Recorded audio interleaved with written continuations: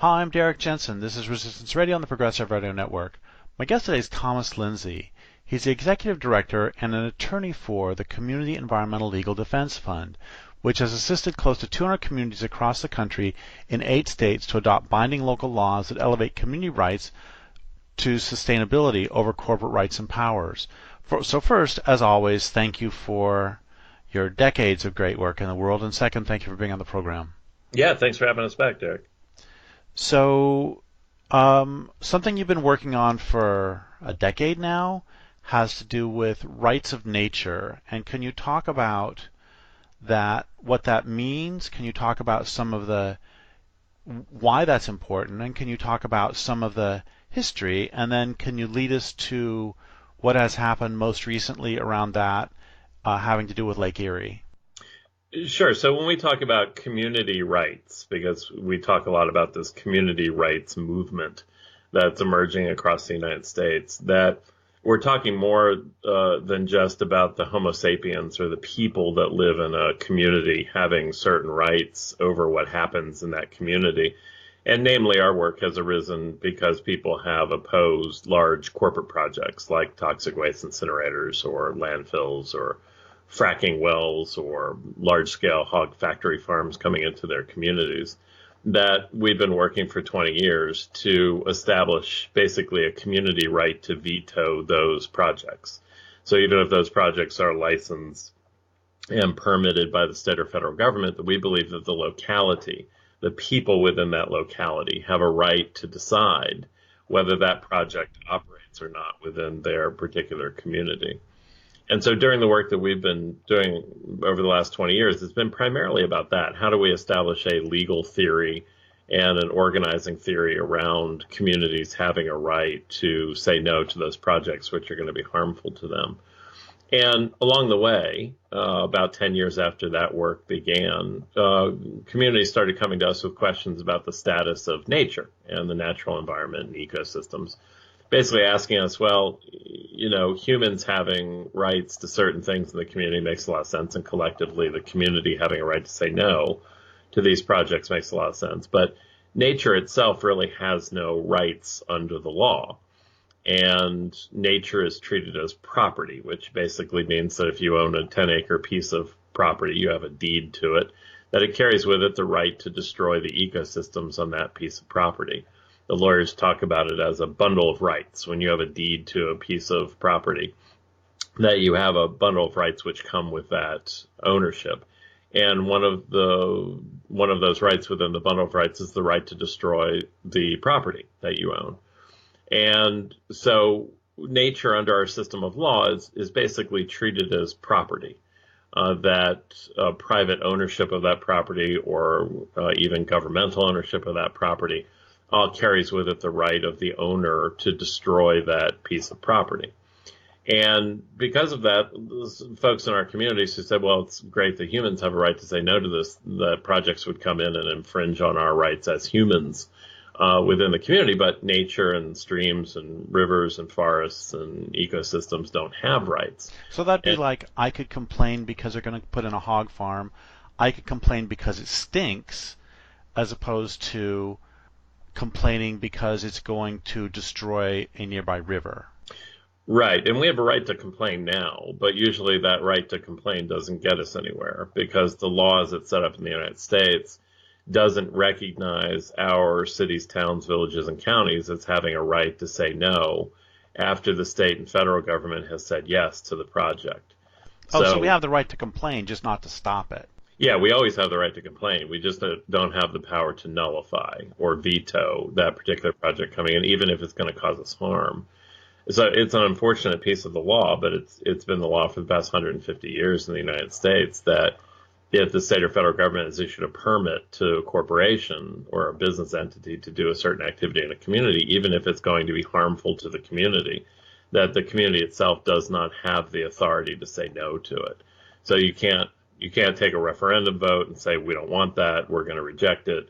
They don't have the power to do that as a municipality versus the state and federal approval of it. So I'm sorry to derail so much, but why did you say 150 years as opposed to since the ratification of the Constitution? Well, because there is a history, unbelievably, in some ways, of local community self-government that existed in the very earliest days of the Republic. That there actually was a recognition in the 1800s of a right of local community self-government that couldn't be taken away by the state or federal government. That, in other words, people within communities had a constitutional right to govern their own community. And just because the state or federal government decided to take an action didn't mean that that overrode the local community from saying no to these things. So it's like we have this residue that was taken from us over the last 150 years in some ways.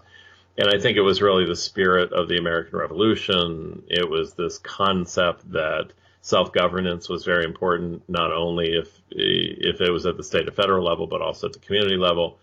You have early state constitutions which use the word community. So like Pennsylvania and Massachusetts and Virginia, some of the earliest state constitutions that other states modeled their own constitutions after used the word community self-government.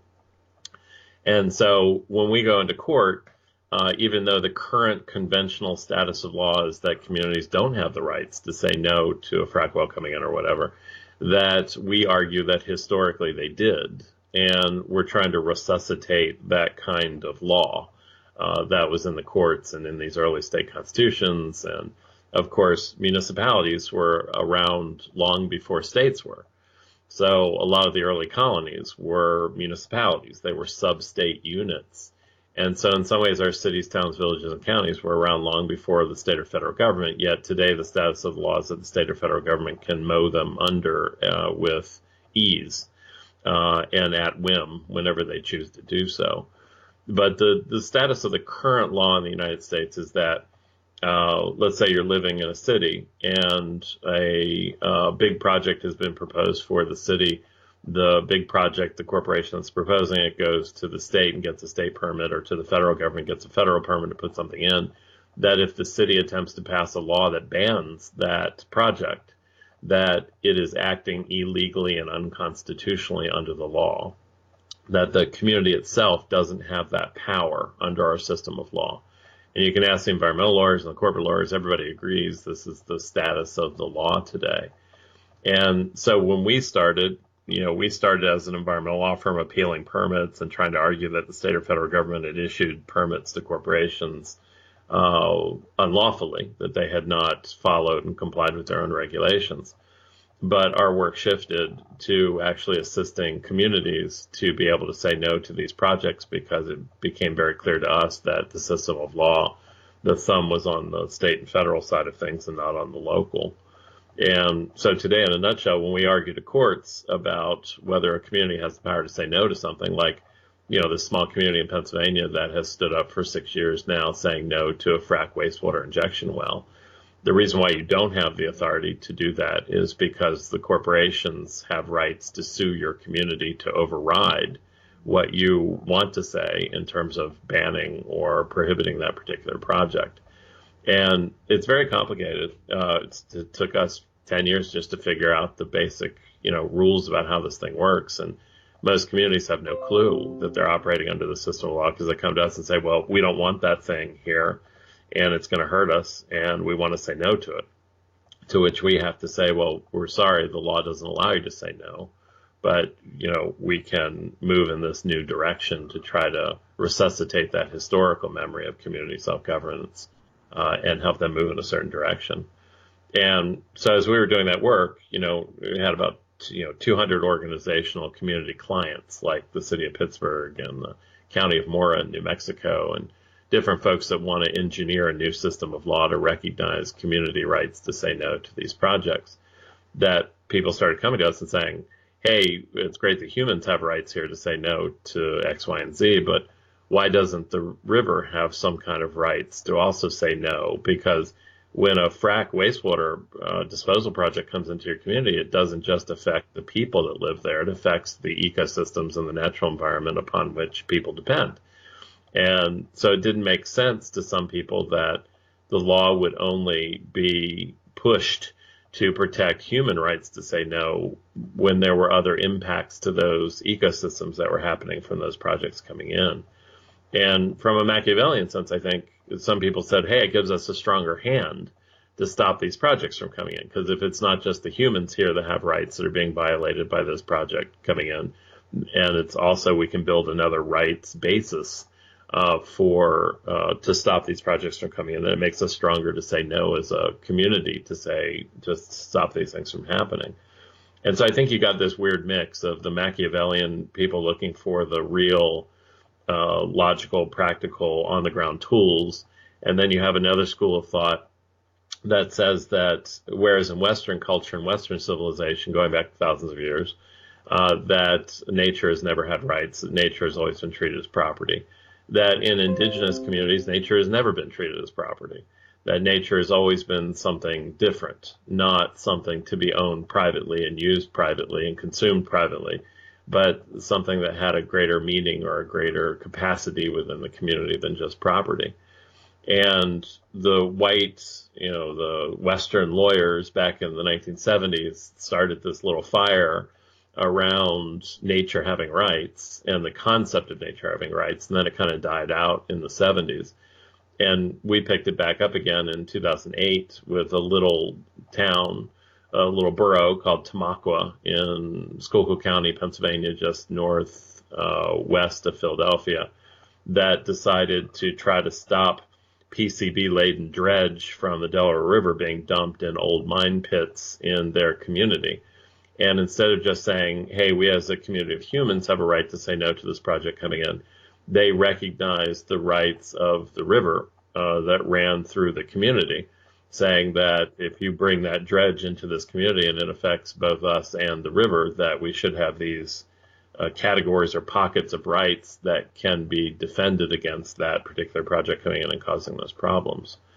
And I think that resonated with enough folks that they looked at that and said, well, that's a whole new model of environmental protection. It's not a property-based model where we're trying to regulate people's use of property, but we're actually saying we need a rights-based model that says that ecosystems are capable of possessing rights, and then the community is capable of standing in the shoes of the ecosystem to defend those rights.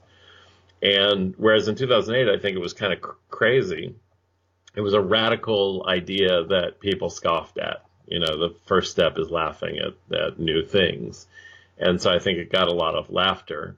It got less laughter after the Ecuadorian Constitutional Assembly, the National Constitutional Assembly, writing a new constitution for the country of Ecuador, brought us down to tell the stories about some of these communities that were adopting rights of nature laws, and decided to incorporate the language and some of those stories into their own national constitution. And the people of Ecuador then ratified that national constitution, making it the first country in the world to adopt a rights-based environmental protection system rather than a property/regulatory-based system of environmental protection. And from there were a couple of very high-profile enforcement cases in which ecosystems were bringing cases in their own names, like the Vilcabamba River in Ecuador becoming a plaintiff against a local government that was polluting the river, and a judge issuing a decree that said that the river had rights and that the river's rights needed to be enforced, and then issued other orders about how that would happen. And then it kind of boomeranged back to the U.S. Other communities started adopting these laws, like the city of Pittsburgh, as the largest municipality in the United States, has adopted a rights of nature law. And then to our amazement, courts in other countries, even without legislation, started ruling on rights of nature for the Amazon and for the Ganges River and other ecosystems. They began recognizing as having rights. Even though there was no legislative activity in those countries, they started borrowing these ideas from Ecuador and from other places, and then began issuing these rulings on behalf of these ecosystems. And so, as with before, people laughed about it and made fun of it and said, this is about rights for rocks. I think, the journal Science just had an article last week about the rights of nature, a peer-reviewed scientific journal with an article on the rights of nature, and I think we've crossed some kind of Rubicon because people are taking it more seriously. It's being talked about as a real alternative to doing environmental protection, and I think we're at a real cutting edge point between the let's make fun of it and time to take it seriously kind of thing. I remember back in the 90s when I was doing timber sale appeals, there was this one couple, I believe it was, who would file their own timber sale appeals. And a timber sale appeal is where the federal government puts out a timber sale on national forest land, and then the appeal is to show that they have failed, they have violated various regulations. Anyway, there was this one couple who, instead of signing their own names, would always pretend, they would always put like badger or fox, and then they would sign it with, they would like do, in ink, they would do a little paw print. And I always, and this, I'm bringing this up because of the laughing thing, that I always went back and forth back in the 90s thinking about, okay, so are they undercutting?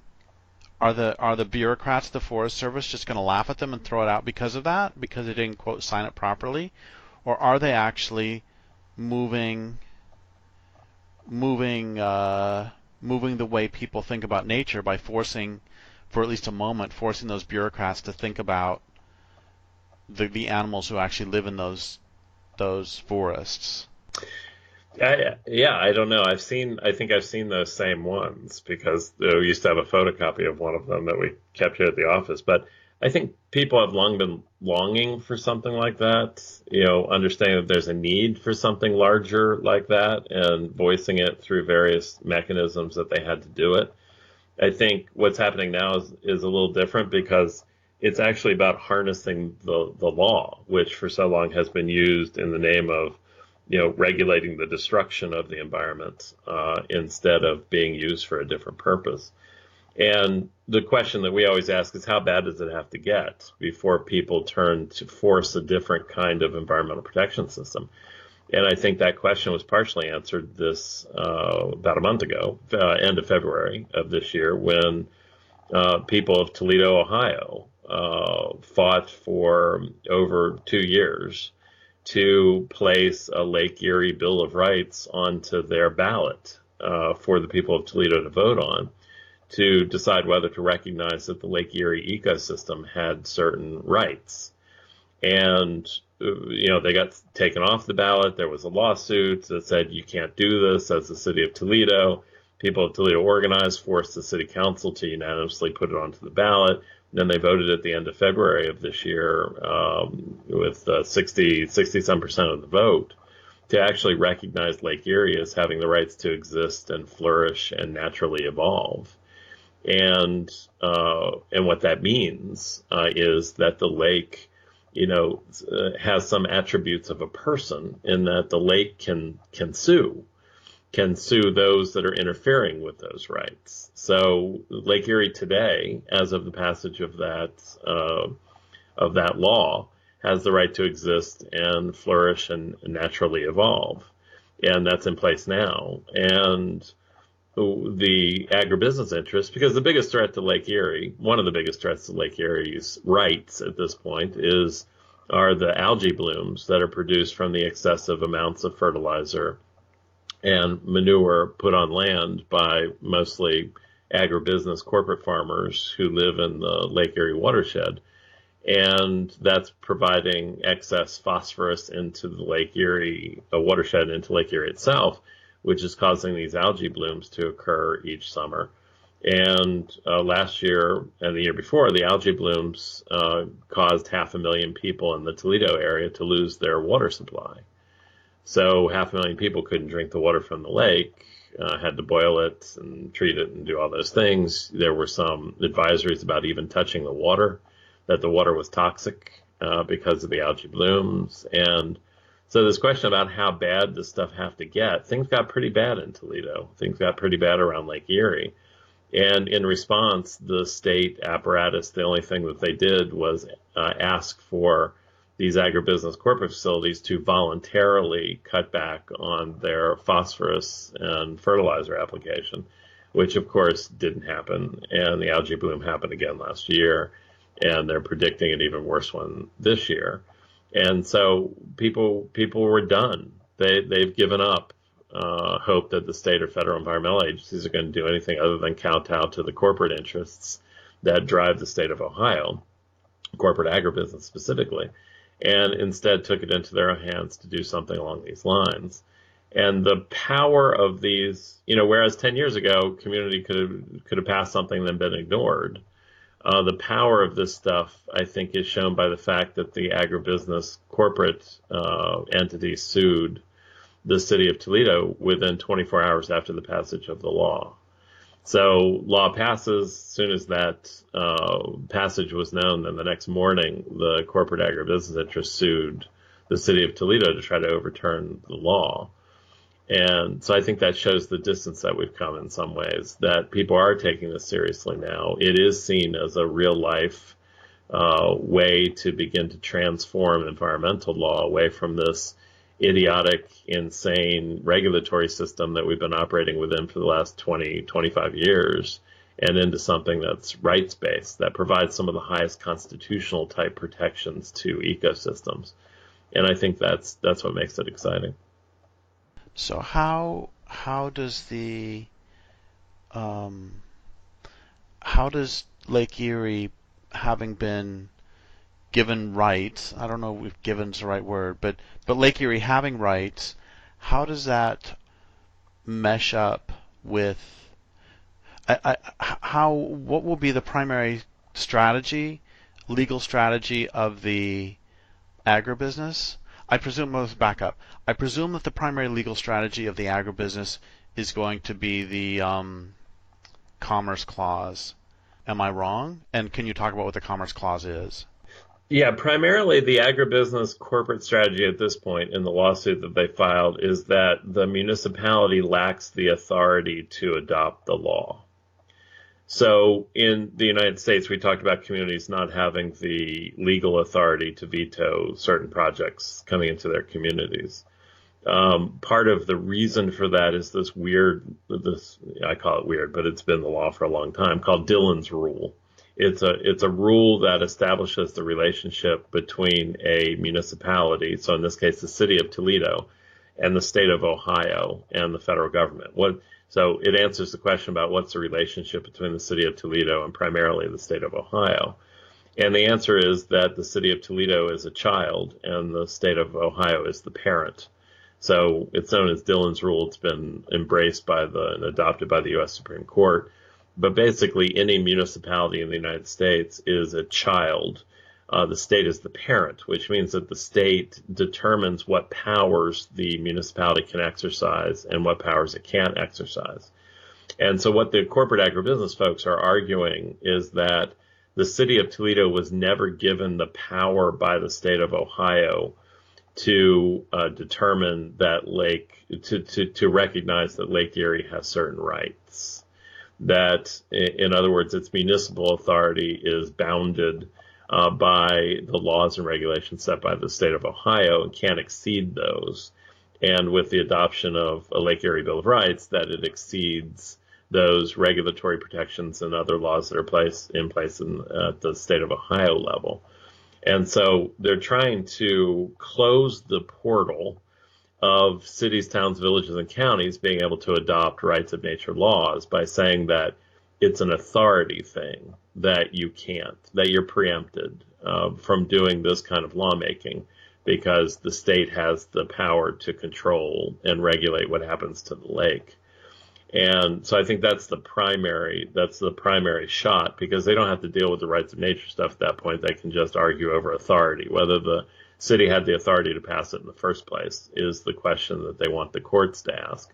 The Commerce Clause is a strong second, although it wasn't raised in this particular lawsuit. It usually is across the board, which says that, certain things are items of interstate commerce, and interstate commerce is something that only the federal government can adopt laws on, and therefore it's not within the authority of the locality to pass a law dealing with things that deal with interstate commerce. And in dealing with Lake Erie, it's not just interstate commerce, it's also international commerce. And so what you did see in the complaint that was filed by the agribusiness industry against the city of Toledo is a citation to, or an argument that the Lake Erie Bill of Rights can't possibly apply to Canadian activity that's violating the lake's rights, because that would violate this international commerce stuff. And the only people that can control international commerce are the federal Congress. And so in one fell swoop, kind of this rights of nature stuff starts to challenge all of those things. It begins to challenge this conventional view of municipal authority as being constrained, and says it's not constrained, it's actually larger than that, and the municipality can override the state in certain circumstances. That's the argument about municipal authority being expanded. And then the second piece of that is, whether it can override things like Commerce Clause protections or other pieces of those arguments. But again, I think it's very exciting because those questions rarely even get asked in our current environment, because most of the traditional environmental lawyers will argue the regulatory details, but they never take on the power issues, and they never take on the municipal authority issues. They just kind of sit back and say, okay, well, all these doctrines have been well decided, and all we can do is argue about how they can be applied. Whereas I think the rights of nature starts to ask the basic questions about whether this framework should be the one that we use, and when a municipality, people of a community act, whether they should have the superior authority to the state acting on behalf of the corporations, who should be elevated among who or against who. And I think those are the kinds of questions that this work starts to ask. Well, that reminds me of two things. One is, years ago, I spoke at a sort of one of those big eco conference things, and one of the things that absolutely drove me crazy was that I was the only person there who was talking about power relations, and I didn't understand how you can talk about social transformation without talking about power. Who holds it? What institutions wield it? What institutions don't have it? And then a related story goes back. I don't know if I ever told you the story. I probably did. Back in the 90s, I was at this. I don't know what it was. It was a bunch of people were brought together to Washington, D.C. to envision for a weekend. And one of the last envisioning exercises we did, it was a bunch of family farmers and environmentalists, basically family farmers and environmentalists, and community rights people some. Anyway, one of the last exercises we were supposed to do, this is probably 1997, was to close our eyes and pretend that it was 20 years hence and that we had achieved a sustainable community, which, of course, that was more than 20 years ago, and we have obviously not achieved a sustainable community, which was one of my problems with the exercise in the first place. And the person said, I want you to see what it smells like, and what does your community feel like, and what is it? How do you walk down a path? What does the community feel like when it's sustainable? And then they went around the room describing it, and I was just squirming in my seat and just very uncomfortable. And when they got to me, I said, look, we can envision a community that is sustainable all we want, but we all know that if we achieve some sort of sustainable community, whatever that means, and then those in power discover oil underneath the land, or they discover uranium, or they discover something that they want, they're going to take it. So it actually, if we don't talk about power, it doesn't really matter what we want because it's all going to be taken anyway. So we have to bring power into this equation. So those are my two stories. You can do whatever you want with them. No, that's absolutely right. It's also why I stopped going to those kinds of events. And to traditional environmental conferences as well. I find the conversation among environmental lawyers, conventional environmental lawyers, is just so sad at this point, because they just don't have anything to offer, and they suck these groups in. It's like the environmental groups, and I think I've said this before, the major environmental organizations are almost as bad as the corporations coming in to take the oil or take whatever resource there is, because the communities are told to treat them as friends and allies. But the major environmental groups come in and send them down this regulatory chute where all they can argue is about, height of the fences around the frac wells or the color of the drilling equipment that comes into the community or the hours in which the drillers can make noise. My favorite are the laws that are allowed in Pennsylvania around sewage sludge spreading that can't be done on Christmas or Thanksgiving, but all other times are fine. It's like we've been relegated to these crumbs, and the major environmental groups they satisfy themselves with the crumbs. They say, "Well, this is all we have, and that means this is all we can do," and they suck these groups down with them. And I've watched it hundreds of times, and it's just disgusting. It's almost as if the environmental groups are as big a problem as the extraction resource corporations at this point in time, because people put their fates into their hands, and all they do is work within this system of law that's been written by the very corporations that ostensibly, the law is supposed to regulate, because the corporations are writing the rules that define themselves. And then all we do is come in and attempt to enforce the laws that the corporations wrote to define their own behavior. So it makes no sense to me anymore. It did a very long time ago. But when you ask the environmental lawyers why they do what they do, they say, well, this is all we have. And if we don't do anything, the thing's going to go in and it's going to cause harm. Well, yeah, but maybe it's time to envision a whole new system and put our energies towards that, because as long as we're spending 100% of our energy on the defensive end trying to stop the harm from happening, and what we come out with is a better frac well or a better toxic waste incinerator or something that has its edges carved off slightly, we're still getting the incinerator or the frac well, then maybe we should siphon off 5 or 10% of that energy someplace else to envision what a new system of environmental protection looks like in which we actually win. And our wins are not limited to those small parts per million or, let's stop somebody from dumping on Thanksgiving kind of victories. And the more I've thought about it over the years, the less and less effective I think any of these large environmental organizations are, except in vacuuming up resources and money so that others can't actually envision a new system. And if there's any time to envision a new system, I think it's now.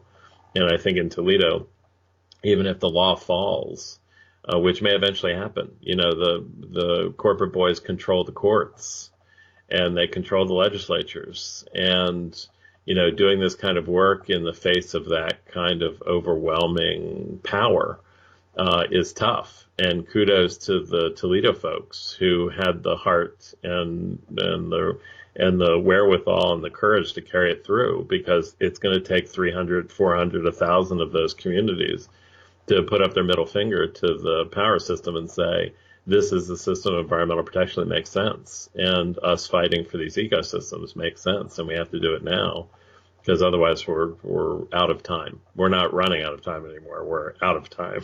And so, these kinds of things have to happen more and more often, but it gives me strength to see, Lake Erie, at least on paper, having rights to be animated, not to be dead anymore to the law, because just like slaves were in the 1840s and women were in the 1850s, that they were invisible to the law. Today, ecosystems and nature, they're invisible to the law.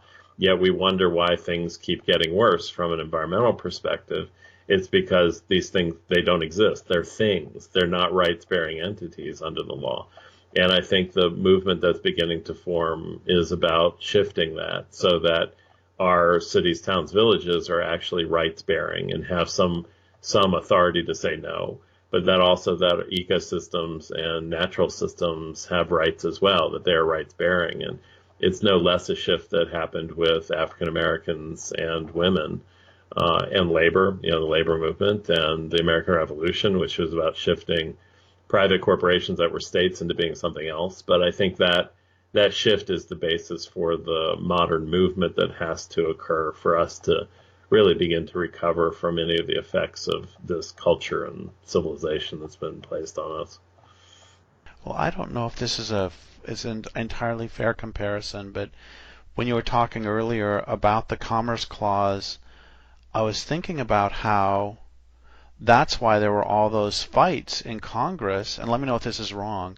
That's why there were all those fights in Congress at the federal level as to whether new states that entered the Union would be free or slave, because it ends up, and let me know if this is wrong, that the state itself then, because of the Commerce Clause, would not have had the right to determine for itself whether it was going to be slave or free.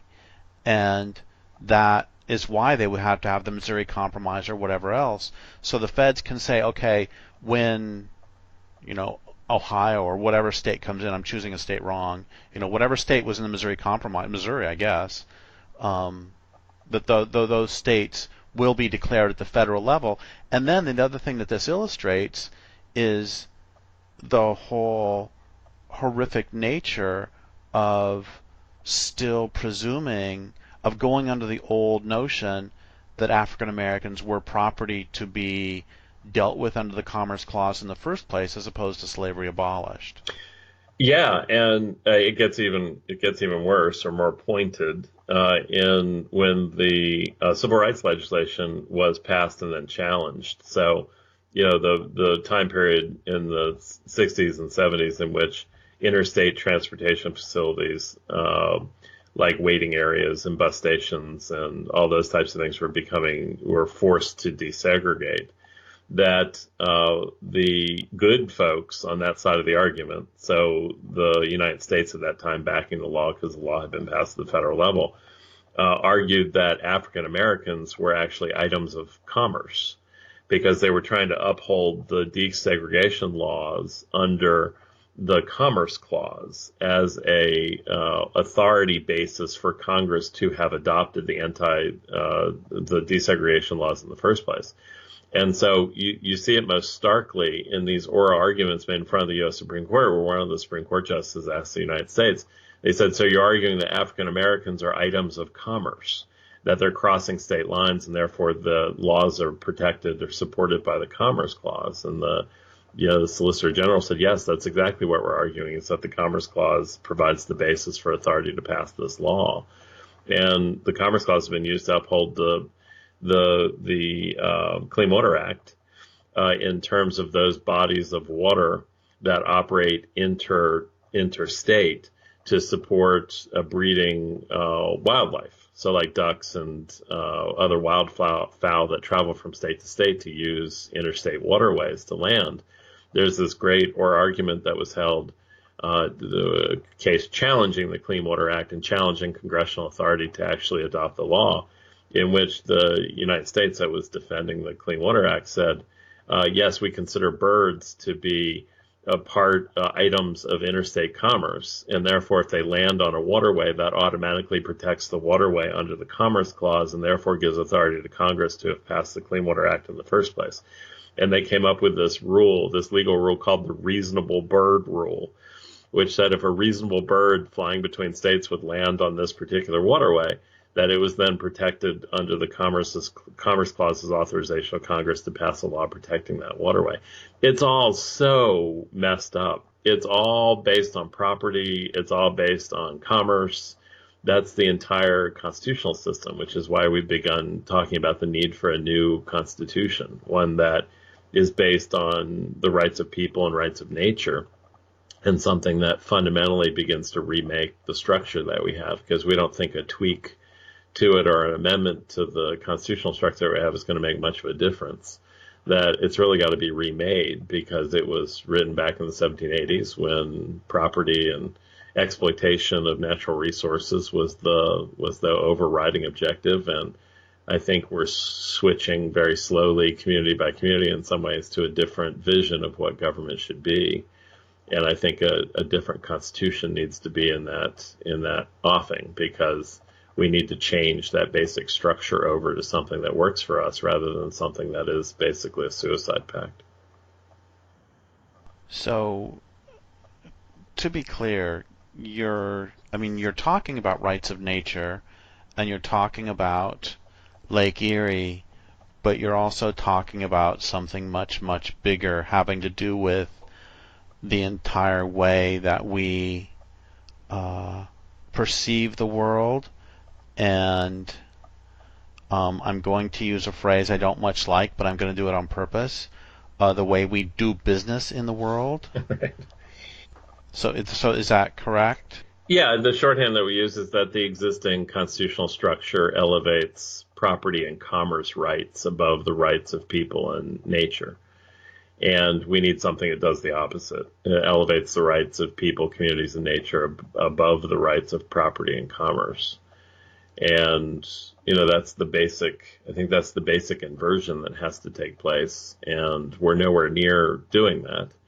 Right now, we have pockets of resistance that, like Toledo, that have been doing this work, and eventually those pockets have to merge and then become something much bigger, a movement much larger than we've ever seen, I think, in the United States. But our very survival depends on it, and it's not enough to talk about, 350 parts per million, or talk about climate change separate from that power relationship that exists, because we're just nibbling at the edges.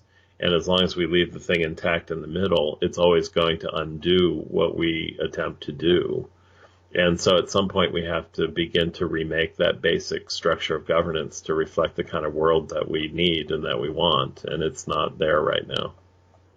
One of the complaints I have about the mainstream environmental movement, and especially the climate change movement, is that they have converted the environmental movement from being about protecting wild places and wild beings into perpetuating capitalism, perpetuating this destructive way of being. And one of the ways I say that is that these days you can have 100,000 people march on the streets of New York City or Paris or Washington, D.C., and if you ask them why they're marching, they'll say, we want to save the earth. And if you ask them for their specific demands, they'll say, we want more subsidies for the solar and wind industries, Right.